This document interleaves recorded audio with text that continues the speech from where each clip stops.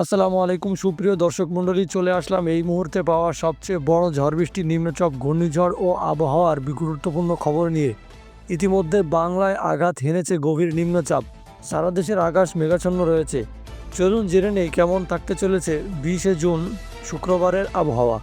খুলনা, বরিশাল, সিলেট, রংপুর, ময়মনসিংহ, ঢাকা, চট্টগ্রাম, রাজশাহী, ভারতের আসাম, পশ্চিমবঙ্গ, মিজোরাম, মেঘালয় ও ত্রিপুরা রাজ্যের কোথাও কোথাও ঝড় বৃষ্টি, নিম্নচাপ ও আবহাওয়ার কেমন অবস্থা বিরাজ করবে সম্পূর্ণ জানিয়ে দেব আজকের গুরুত্বপূর্ণ এই ভিডিওটিতে।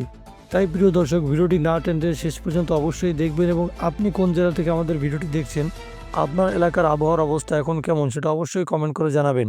এবং প্রতিদিন আবহাওয়ার সর্বশেষ আপডেট জানতে আমাদের সঙ্গেই থাকবেন, ভিডিওতে লাইক দিবেন, চ্যানেলটিকে সাবস্ক্রাইব করে আমাদের পাশেই থাকুন।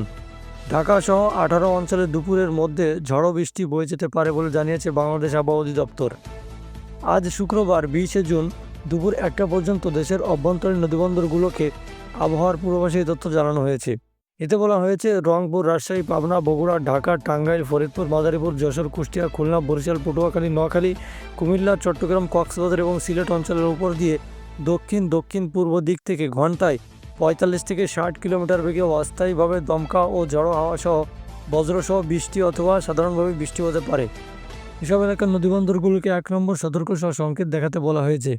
এদিকে আজ শুক্রবার রাত থেকে টানা 5 দিন সারা দেশে নিম্নচাপ হবে। জি হ্যাঁ, টানা 5 দিন সারা দেশে বৃষ্টির আভাস দিয়েছে বাংলাদেশ আবহাওয়া অধিদপ্তর। এই সময়ের মধ্যে দেশের কোথাও কোথাও মাঝারি ধরনের ভারী থেকে অতি ভারী বৃষ্টি হওয়ার সম্ভাবনা বলে জানিয়েছে সংগঠনটি।